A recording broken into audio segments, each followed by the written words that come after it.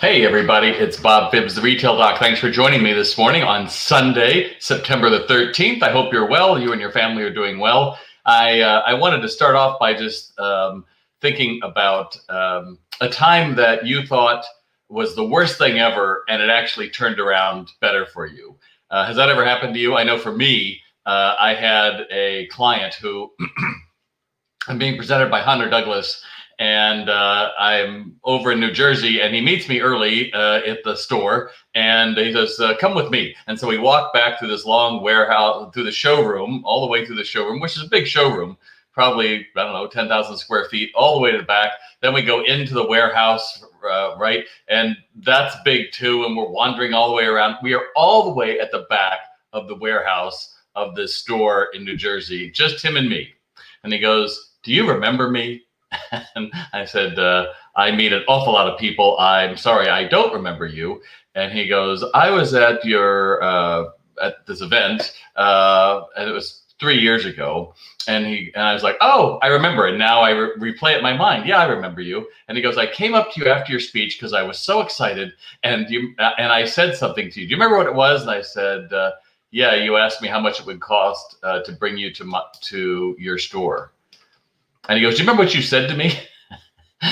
And I do remember, this is some 30 years ago. I go, probably more than you can afford. And I laughed it off. And he goes, how do you know how much I could have afforded? I go, absolutely. He goes, and the fact that you're here in my store and Hunter Douglas paid for you to come and it wasn't on my dime just makes me laugh. And so instead of feeling like I was in the middle of a Tony Soprano moment, I suddenly learned how to be humble. And I think an awful lot of us learn from failure. We learn from times when something doesn't go our way. We learn when something is different. And I would like you today to be thinking about the answer to one question, which is, how has COVID been a great thing for my business? And I know that is heresy for a lot of people. Like, how could you say that?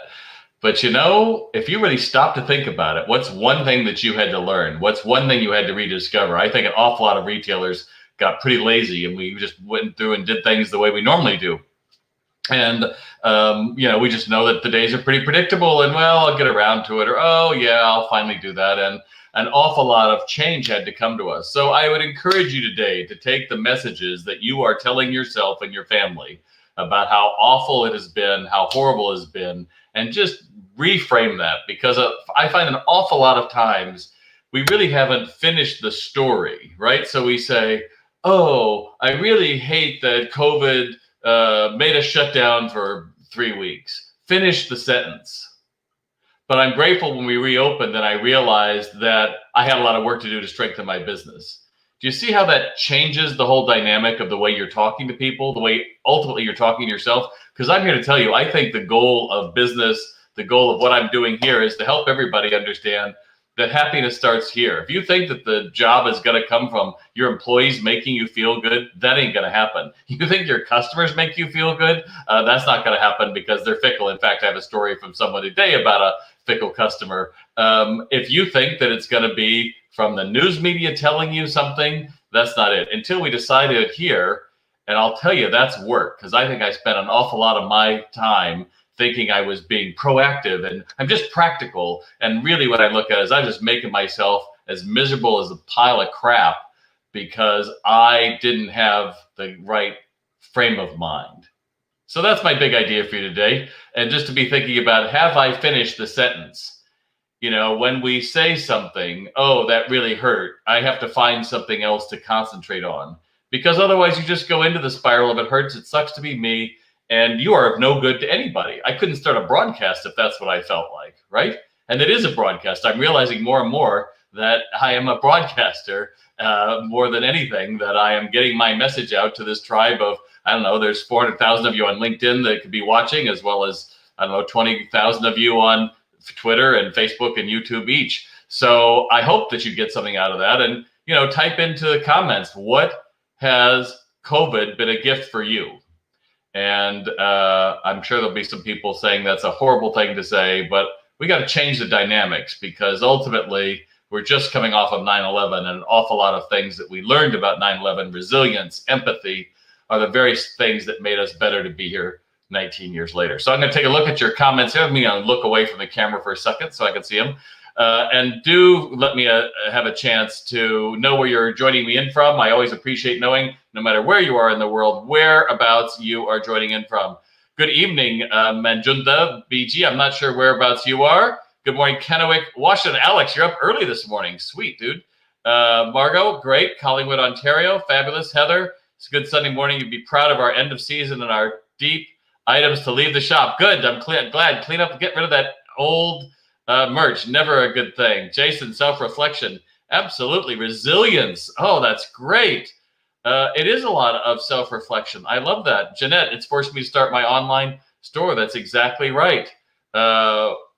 Who else? What else did you learn? What else have you taken away from COVID? What else has made you stronger? And I don't care if you're a big or small retailer, it doesn't matter. It's interesting. One of the things that, we've gotten strategic about what we're doing with Retail Doctor, and it's like time to redo the website again because the messaging that we had in February had to be changed in April, and now we have to change it again in September because ultimately it's not the same customer, it's not the same world. It's still going to be based on who I am. I'm certainly not going to suddenly say, "Oh, I'm different." It's just the messaging has to change. So when's the last time you've looked at yours? Are you still having that banner up that due to COVID, all of these things, we might be closed and all that? Is that really what should be on your website right now? Time for us to all look at it. So what's the gift? What have you gotten out of COVID and your business? Rusty, it's allowed us to stop and reassess our business and fix problems and operations. Bravo, because I think that has been one of the big gifts that a lot of businesses haven't seen, that we had broken processes and we just made a lot of assumptions about consumers and what they would do and what we do and how we interact with our employees, and that's changed all of that up. Great. India, glad, thanks for letting me know that. Cheryl from Salem, Connecticut, it's been the biggest blessing of my business. Best in 45 years, biggest problems needing staff and inventory are hard to come from. And because of one of my full-timers broke her ankle, you had to sit and do data for 2 months. Exactly. You had to learn that skill. Paula, meeting our customers where they are, not just where we are. Bravo. Paula, I think that is, in fact, I'm going to highlight that because that's so great.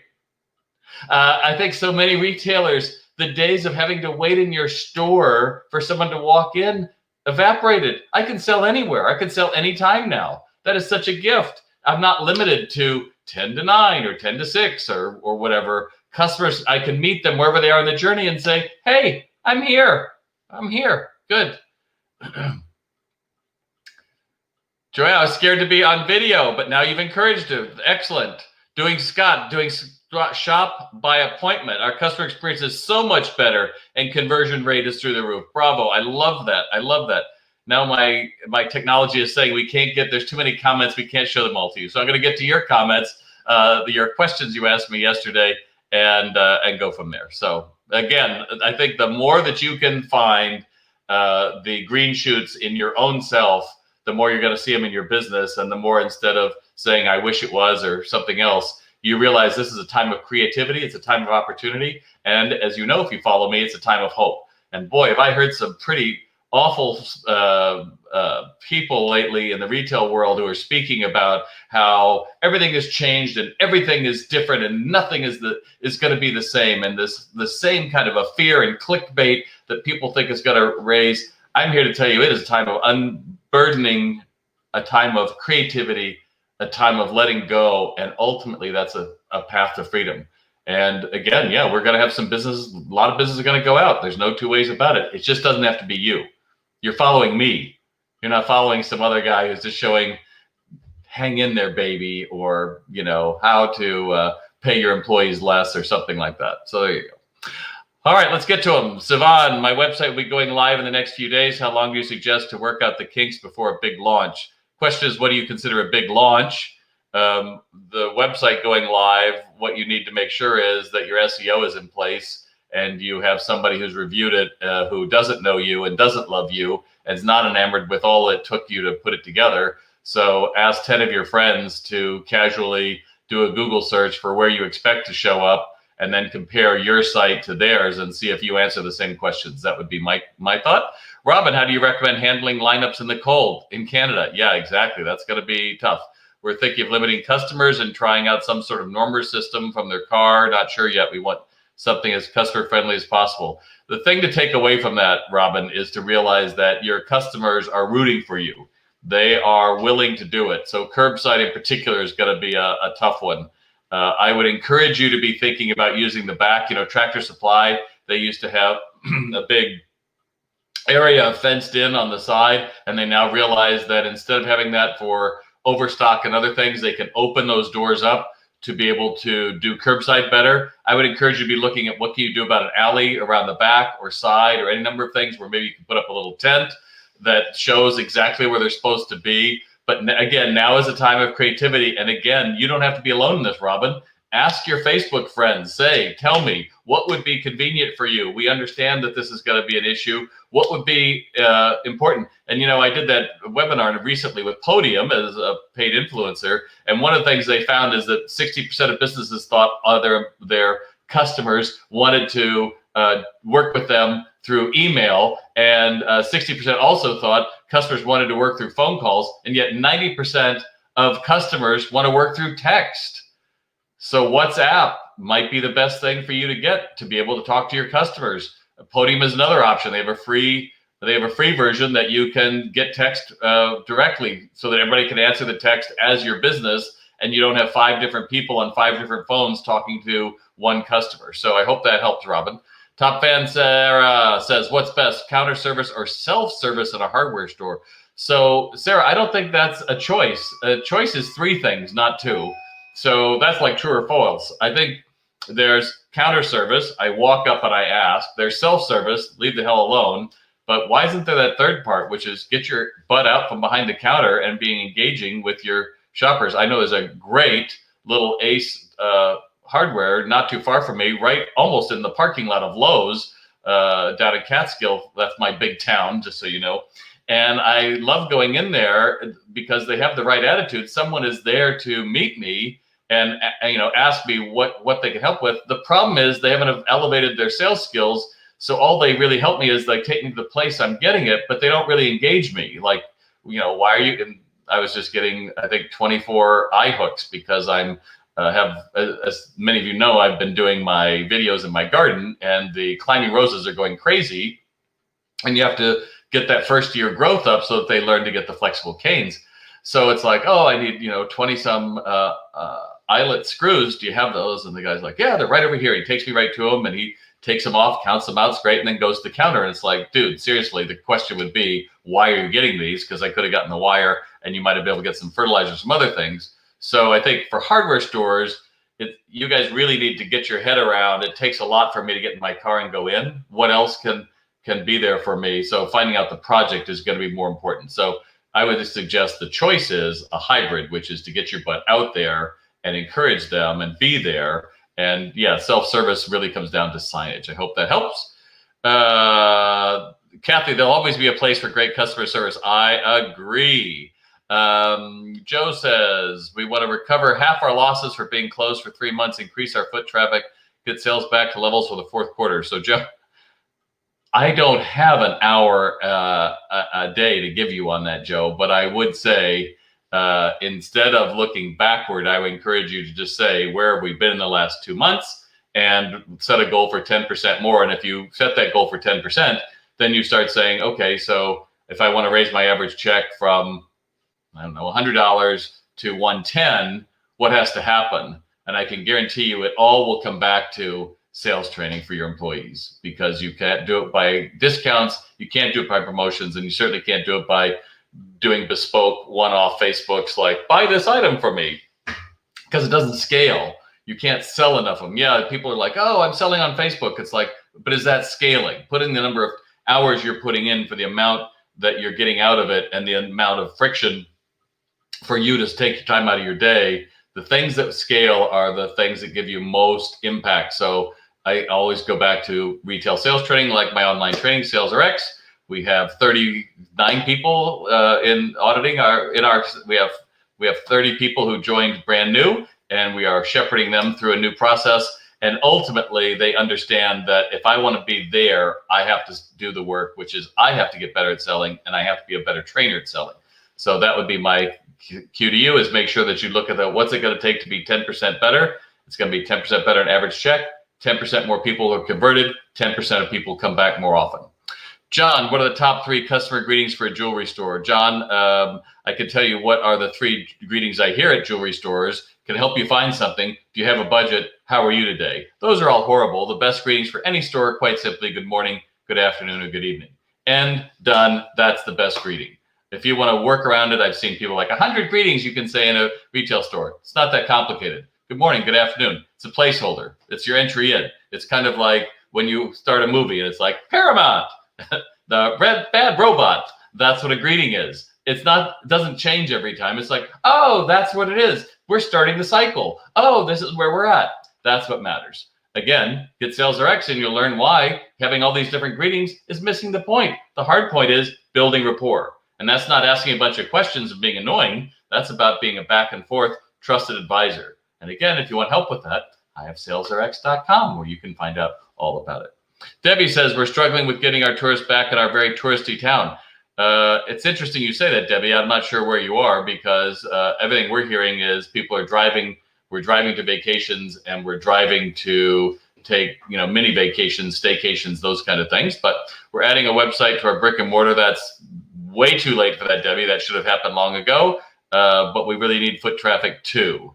So I would say you always start from focusing on your customers. What are they worried about? Get in their mind. What is it that's going to make your products enlighten their day, make them forget their day, or to be more proactive? And how can you get in front of them? Just having a website is the least of it. It's part of it. Have you filled out your Google? Just Google My Business. Just literally go to Google and put in Google My Business, and you'll go to your home page on Google and make sure that you've got that fully loaded with descriptions, hours open. You put your new website in there. Make sure that you go through and you're available. Your phone number is easily. I wouldn't put a landline. I would certainly have my cell phone because anyone who gets there on a website, that's where they're most interested. That's where they're saying, I'm interested in your product. I don't want them to have to wait or send you an email or something like that. And that's a slow process. That's that simple. And then also, if you really want to go crazy, not crazy, be diligent. Get 10 of your best customers in a room, socially distanced, get them on a Zoom call, doesn't matter. Say, how did you find us? What do you like most about us? How do you think I can reach them better? And take their answers because they're people who've given you money. I don't ask friends and family. If they're not your customers, I don't care what they think. But people have actually given you money and probably your top 10% or 20%, that's it. If you haven't even got customer records, then you're going to have to start with that and be a better business person. I hope that helps. Edmund, if a retail business does brick and mortar along with shopping online, what's the best focus long term? So the reality is, here's the big idea here. The more times you touch the merch, the more margin you lose. Okay, so everybody says, oh, we're going to do online. It's great. Online is an option, but it's taking people off the floor to do bespoke shopping. You're essentially shopping for someone. So they have to go to the computer. They have to go through, pick it. They have to package it. They have to go through and enter in the shipping details. Then they have to process it. It's a lot of friction. So you're losing margin on curbside. You're losing margin on buy online, pick up in store. You're losing margin on free shipping both ways, all of that stuff. You're also losing margin when you buy merchandise that sits and you don't merchandise it right, because then you pick it up and you move it from place to place and clean it and all of those things. So you're always looking at what is going to get highest margin. And retail is a game of masses, which means you come up with a killer window. You come up with a great display. You have a great signage. You have, again, great retail sales help that can go through and move the items before they're marked down. That's where you do it. So yes, online is a necessity. I think, the reality is we're going to stop calling online and brick and mortar two different things. They're all one channel. They just have they're like a diamond, different little facets. But ultimately, the best focus is on learning how to sell so that you raise your units per transaction and you raise your average ticket. Yes, you can do that online too. It's just harder. That's like that Amazon, I bought this pen, and people who bought pens also bought paper. That's a more elevated experience. And my guess is that's something you should be looking at. But again, the focus is, where do you get the most people in your bucket right now? And you can't go by what happened in March through May because you're locked down. That was the only way. Ultimately, we're trying to find out what is that sweet spot between people who have to shop with you online or want to shop, and the bulk of people who probably still want to come into your store. So I've got some questions over here. I've got some things over here. Jennifer says I had to change my business plan. This is going back to the beginning of my what I got out of, my business became better through COVID. Moved from an awards business to gifts, home decor, and personalized gift. It's been crazy busy.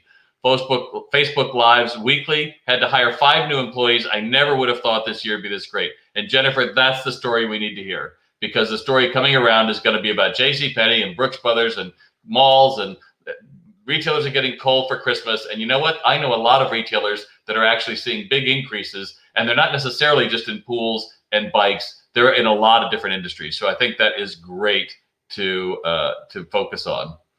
And Jason, be natural. I love that. Be yourself. That's good. And of course, Robin, I know you started Sales RX last week. I'm watching you, so don't think that I'm not. I'm checking your progress. Yeah. So Joanne, yeah, we're a tourist town in Bethlehem, and people are coming in to get away. Remind yourself wherever you are in your tourist town that people are doing that. Morgan, and I have about 5 more. We just had a lot of people ask questions in the last day, maybe because I wasn't here on Labor Day. Morgan, I spent much of the day figuring out our tech and audio for virtual shopping, pandemic or not. I want to be meeting my customers where they are. Bravo, that's perfect. By the way, I need you guys to give me some love, give me some thumbs up, let me know, because ultimately none of the algorithms are going to do anything unless you take action and you comment or you give thumbs up. So there you go. Morgan says, but using video means I can still give them a one-on-one personal service they expect and desire. Besides just Facebook Lives and simple video calls, what are some ways small stores can use technology to let their customers interact in real time with staff? And Barb also asked, how often should Facebook posts be done? Any suggestions on content, variety, inspirational, etc.? So for Morgan and Barb, first off, I think you should be posting at least twice a day. I think that's pretty standard. I've had to unfollow some people, some of my clients who want to post every hour in the hour, and it's the business owner. And I just think, are you actually working in your business? Because this is something you could either give out or you could schedule maybe, but seeing somebody in my feed that much makes me want to unfollow. So be careful of that. But I am going to give a shout out to my buddy, Tim Paul, who is with Piano Trends in Chicago. You should all follow Tim. I think Tim is doing great. Full disclosure, Tim, I met Tim at NAMM many years ago, and he participated in my Facebook challenge when I had 21-day Facebook challenge, how to do better. And he is doing a series he calls Lifting Spirits Through Music. And every day he sits at the piano, he'll ask people's requests. He he asked for summer songs the other day, and I put in a few and other people did. He's a great musician, but he's just natural and fun. And he's made it something that people look forward to. Ultimately, that's what you want. That's what makes your brand sticky. And yeah, he also talks about, he told a story recently about his customer who, her daughter, I think, needed reeds for an instrument, asked the band director, and he said, oh, buy them from this place online. And she said, but I went back to Piano Trends because that's, I believe in shopping small. So there's dialogue to have, obviously, with the director, but also appreciating the customer. It's a real story. It's a real environment. It doesn't have to be scripted or anything else. He's just sharing. So I think the more authentic you can be about hope, not about fear, the better. I think some people have gone crazy with Facebook Lives. And again, you're not QVC. And if you're selling that much on Facebook Lives and you have a brick and mortar store, I wonder what's going on in the store, because ultimately, that's probably going to be paying your bills more than you being a celebrity. I hope that helps. But again, you can also look at your Facebook insights to see when to post. My fans are most engaged on Wednesday, Saturday, and Sunday, which is not a surprise because on Wednesday, I typically throw in another live video, but also Saturday, I ask for your questions, and Sunday, I do this. So there you go. Danny says, we just opened a second location. I'd love some tips on managing our time. So you can't be 2 people at once, Danny. So I say the biggest thing most owners try to do is they still stay as operators. So they try to manage both stores. That's the wrong thing to do. You have to delegate and you have to learn this new skill. So you're going to look at what are the things I'm asked most during the day, write those down, come up with your top 10, make sure you train those and say, what decisions can only I make? Like nobody else can make the decision but me. So make sure you know what those are and make sure that they know what those are. But you know what? If it's only going to cost you $50 and they want to use their good judgment, they're going to take a return back that's questionable, they're going to give some kind of a discount to some manager, then let that go. But I think so many managers try to hold on, and it points up the biggest problem that most of you may be facing, which is you're actually operators. An operator is not an owner. An operator is in the business all the time. It has to be me. I need to be the one doing this. I need to be the one doing. I can do it better myself. And you never elevate to owners, because owners are, just be honest, owners are looking at an exit strategy and saying, in 5 years, I want to be able to sell this, or I want to move on to something else, or I want to get the strategic place we need to go. They were the ones looking at, we need to have chat available on our website. I need to be able to have video on my website. What are the resources I need? Who do I need to have on my team? That's what an owner does. An operator is down there in the weeds trying to do it all themselves and limiting. They're not looking at, oh, I need to add another person. I need to go through, what are our shifts going to be in October? Thinking ahead. So just be really careful that when you're running 2 stores, it's easy to stay in that operator mode. And now is the time you really have to elevate yourself and actually duplicate yourself twice and let both of those stores have managers, and you run the managers, not you try to put out fires all day, because it'll make you crazy. Which, by the way, a good idea to think of all this before you open a second store, but you know, what can I tell you? John says, I only have 3 others here. John, any advice on trying to renegotiate a lease? Should we use a lawyer? Always. You want to pay percentage of sales is always the best. Know what you want first, know what the absolutes are, and that's when you engage a lawyer, and also be ready to walk away from the deal. Look, great locations are like buses. Another one will come along anytime. So I hope that helps. Robert is asking my thoughts on mall owners acquiring and running Jcpenney. I think it's a hell of a lot better than selling it to Amazon as a dark store. What are they supposed to do? Let them go out? Jcpenney dodged a bullet. Same thing with Brooks Brothers and some other brands. The mall owners buying it, they're buying it for pennies on the dollar, so the risk is low, and they need to find something to hold on to, because otherwise they lose all their co-tenancies. So I think it's great. At least the brand is still operational, and it buys them some time. They're still going to have to cut a lot more stores, and that's going to be painful. But quite simply, everything you're seeing in retail right now is a reaction of extended over exuberance, when everybody said, we'll put a store in, we'll put a mall in, we'll put an anchor in, and even in the smaller ones, I'm going to open a store even though there's no real demand for it. And if you've been open for a while and you're still you haven't paid yourself, you haven't figured it out yet, which is, how do I make money at this? And you're probably still working in operator mode, not owner mode. And if you want help with that, you probably should check out the Retail Doctor at retaildoc.com. Look at some of my sales training, my in-person training, my speeches, all of that. Most of that is available virtual as well.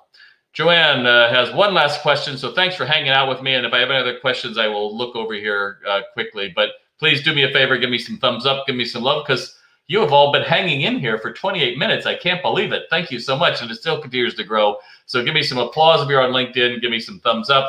You can actually type in yes, because unless the algorithms see interaction, I just sink to the bottom of the social media well, and I don't want that. I need you to bubble me up because I'm on a movement. I'm here to make brick and mortar relevant again, because we are here to touch people's lives and touch people's hearts. But it first takes us doing the hard job of touching our own heart and removing as much of the garbage and the self-talk, and being there in the moment to make sure everybody feels that they can do it. And that's what my goal is here. It's not pie in the sky. It is your life. Why not enjoy the ride and be emboldened to look at the future instead of hoping for the past?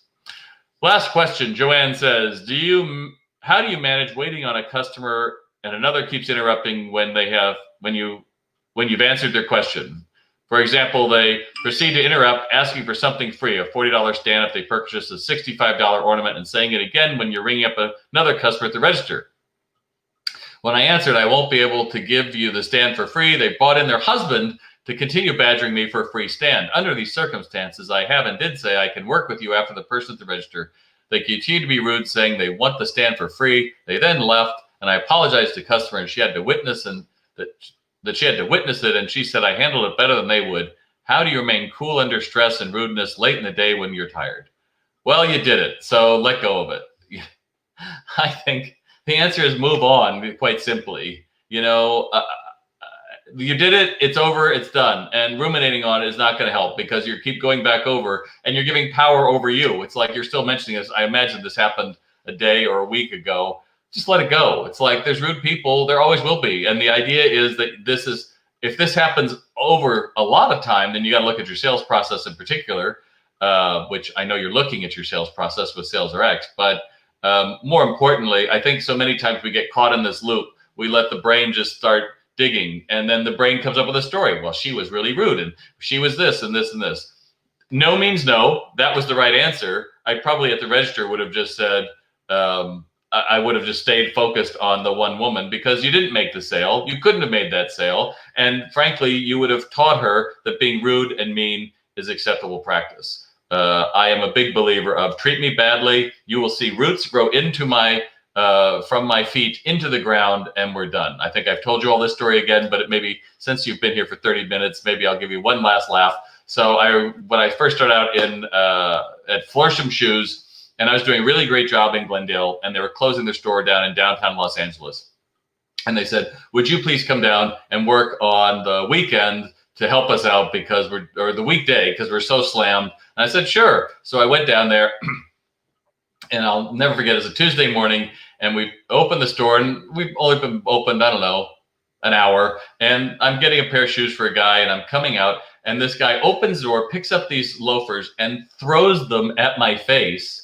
And mind you, I'm like 20 feet away and it just goes by my head. And he said, your shoes suck, or something worse probably. And I picked them both up and I threw them back at him. And I said, you can go out, and when you want to treat me like an individual, I'll talk to you. And he picked up the shoes sheepishly and go, well, I'm just really upset. I said, I get that, but I didn't do this. So why don't we work together? And I told him how he had bought a pair of shoes that were too big for him and the ends had worn off because of that. And he said, but I haven't had them long. And it's like, I know, it was raining for the last 3 weeks. Leather wears twice as fast when it's wet. And let's find an option for you. But ultimately, I don't teach that because it's such a weird moment, right? How do I if somebody throws shoes at you? So just let it go. I keep that story in my back pocket to share because it's funny, but I'm certainly not going to go back over and over. What could I have done? What could I have done? At the end of the day, you did it, move on. And I want to get you all the way back to the thought of what I began this broadcast with, which is quite simply the idea that finish the thought. Instead of going to the place, this sucks, this is horrible, finish the thought and continue it. What can I learn from this? And that'll teach me to prepare better, or that will make me more determined to do X. But be careful of what you're allowing in, because what you allow in is going to come out here, and invariably we affect our own lives by the words we say, like me. Oh, more than you can afford, because I'm just being flip and throwing it off. And I'm thinking, I know all the reasons I said it. Doesn't matter. The guy gave me the lesson to be able to say, yeah, and look at you now. And that's what I wanted you to take there. I'll take a quick look and see if there's any questions here. Over here, let me know, what did you get? Where did you get from today? What did you get from my talking to you for 30 minutes? Put in the comments below. And I do read each and every one, and I respond to those. If you just say like, hi, I'm probably not going to respond. But if you give me something I can go with, then I'll probably be able to go with. Let's see. Ozma, our marketing experts, there's always a question from some of our customers at the retail sector about how to return some customers who have lost confidence due to poor communication skills due to some of their employees. Yeah, that's always a problem. You've had bad employees. I always say when you get rid of a bad employee, invariably the stories come out of the woodwork about how they were rude and people never came back to them. So all you can do, trying to get people to come back, I think saying, hey, we're different now, we're nicer, unless you can guarantee that, I don't even go down that road. The point is, get training, get the focus solely on the customer, make their day.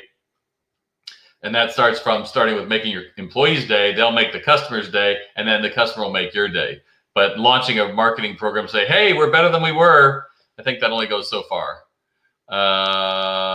Lynn, my sales are up 70% for the year and strategically raised your profit margin 2%. Great. Dump the slow stayers and expand it. Thanks for all your advice. Well, Lynn, you totally rock. I appreciate that.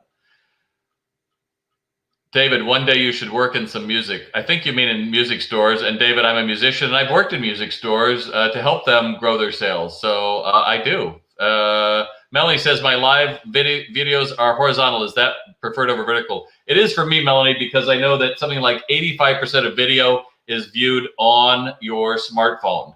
And so, yes, I can understand that vertical is fine for Instagram, but most people are going to watch a movie this way. So for me, horizontal is definitely the way I go. David, I ended up walking a customer who was insisting about getting a discount. They always received one in the past, but we're trying to change that. How do I keep these customers? David, at the end of the day, it is what it is. You know, I hope you can, we've limited discounts because frankly, all of our PPE and our health practices, safe cleaning and everything, and our shortened hours and the cut we took to our margins have made it for us to be viable. I'm having a little trouble here this point. Viable. We need to be able to be profitable, and I hope you can support that and support local businesses. And we appreciate your support. And you know, how can we hold on to you? Only if I get my 10%. Well, that's just not possible. And if that's all you're here for is that 10%, then I'm sorry about that, because I think that the way and just go back over all the things that you've done for them. And if you have to, go back about the community. But you can have that dialogue. And remember, some will, some won't. So what? Next. Instead of just holding on to people that want a discount, that's not a path forward.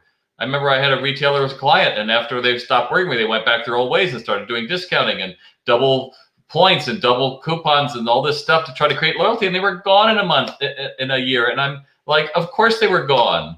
Because if you just want to chase that person, there's never enough discount to make them happy. And I don't want to work in that world. And those of you who've tried to hire me, you know that's just not the world that work in. Those who say, oh, I want to get sales RX, but come on, to do something else. It's what it is. If you're serious, then follow me. And if you're not, then don't. Vera, since 1991, we've been employees, but now we're back in operator mode and enjoying it. Oh, you've been employees, but now you're in, owner mode. That's the best way. Joanne, it helped. It was embarrassing for another customer. Of course it is, but it's not your embarrassment. I would be embarrassed. She calls in her husband. So they're the ones to be embarrassed. Nothing to be embarrassed about. My takeaway is always inspiration, hopeful bar. That's great. U.S. party. People are going to be celebrating earlier. Oh, Jason, thanks. Great presentation. What a guy. I'll put that on there. See, Jason, you totally rock. There you go, John. Don't chase the discount. That's exactly it. Rusty, I need to be sure that I am taking on the owner role and not operator role. Well, that's great. Well, you've spent 37 long minutes with me, although I'll imagine many people tuned out, or maybe you'll come back to me later on. Just remember that we're about as happy as we make our minds up to be. So this week, I want you to remember that the only one that's going to make you happy is who? You. And yeah, a lot of us have work to do. We got to get rid of an awful lot of stuff. Just find yourself focusing on the future, what you're looking forward to. That's probably the best way I can tell you to stay in the present, because your future self is going to thank past self and say, you totally rock. Thanks for taking those initiatives and changing your mindset. I'm Bob Phibbs, the Retail Doc. If you like what I had to say, please make sure you tell your friends. You can share this as well. You can like it, give me some thumbs up. And more importantly, you can check out Sales RX so that I can help you personally train your employees exactly how to build rapport, deliver sales, and drive customer loyalty. I'm Bob Phibbs, the Retail Doc. Thanks.